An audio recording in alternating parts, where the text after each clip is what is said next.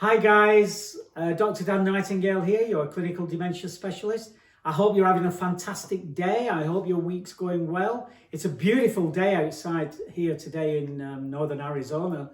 So wherever you may be, I hope you're having also a great day. You may have seen today or sometime this week, depending on when you're watching this video, you will have seen me post on Instagram and Facebook a quote, and it's my quote about 3 key strategies for improving dementia care. So what are those 3 key strategies? The statement, the quote, the comment talks about established routines, clear communication, and promoting independence. So how do those 3 things help? How do those 3 things improve dementia care? Everybody has a routine. We all have a routine, whether we think about it as a routine or not. When you break everything down, it's a routine. I get up, if you heard that, that's my dog, he's snoring. I have a routine when I'm working. I get up at 5:45 in the morning. I usually leave the house at around about 6:30, 6:45. I go drive to work, I do my job, I drive home. Sometimes I stop at a restaurant to eat. If not, I just drive straight home, and then I have my routine when I come home. Okay. I like to have a cup of tea. I like to take a bath. I like to just chill and relax. So I have this routine. We all have it, and we may not think about it as that, but we do. When we're living with a neurocognitive disorder, it becomes absolutely crucial that our routine is structured. There is a structured, regulated routine that we can follow day in, day out. So that is important. And you need to be able to sit down and kind of plan this routine with the caregiving team, whoever that caregiving team might be, husband, wife, mum, dad, son, daughter, grandma, granddad, whoever it may be. So sit down and have your structured routine so that you're able to follow the same thing each day, and have it written down. You might want to put it on a whiteboard, or you might want to put it on your fridge, on your refrigerator, wherever it is that you are going to see it, and follow that structured routine. Coming into that is clear communication. A lot of problems and a lot of challenges that I manage and deal with are due to unclear communication between individuals, between agencies. You know, the lack of communication is detrimental and damaging to everyone. So clear communication is important. When we're communicating with somebody who is living with a neurocognitive or a neurological disorder, that communication needs to be extremely clear, and maybe short sentences, phrases, nothing that is too complex, too complicated, nothing that is going to lead the person to get pettifogged and confused and things like that. So clear communication, and this includes the verbal communication, but it also includes written communication as well. You know, you might have to have a part of your routine written down about when to take medication. 9 o'clock, 12 o'clock, 4 o'clock, whatever it might be. Clear communication is absolutely crucial. Consistency, important. Consistent, clear communication. Some people have difficulty with organisation, very disorganised people. That is like a real challenge for people who have a neurocognitive disorder. I would throw myself into that category of being disorganised, which is why Lynn helps organise all my stuff, because she is the most organised person on the planet that I know. So her organisation skills are 100%, and my organisation skills are probably about 5%, if that. She might argue that it's not even 5%. She might argue that it's minus 5%. You make it worse. That's right. I make it worse. So, organisation is the key to success, isn't it? So we have to help people with that and support that. The third thing I talk about is promoting independence. Independence is so important. We've had it most of our life.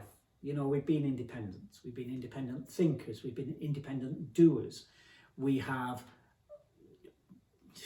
been at work. We've raised kids. We've been married. We've, done all these things independently, driven cars and all that stuff that we haven't had to rely on other people to help us with.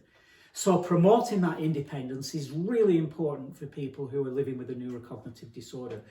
As part of that journey, and as part of us being the supporting cast to that individual, we must always empower that person, involve that person in the decision-making process as much as they can contribute. Some people can contribute and make those decisions. Other people need a little bit of help and support to make a decision. Other people need a lot of help and support to come to the right decision. And sometimes it boils down to somebody having to act in the best interests of that person. When somebody has to act in the best interests of that person, it is vital that they know that person, that they understand that person, and the decision that you are going to make is probably, of all probabilities, the decision that that individual would be making for themselves. When we act in the best interests of another person, that's exactly what we're doing. We're not doing it for our benefit, but it's for that individual's benefit. So those are the three key strategies to ensure that dementia care, whoever's delivering it, whether it's an informal caregiver like a relative, or a formal caregiver, or a professional like a doctor, just remember those three key strategies. What is it? Consistency.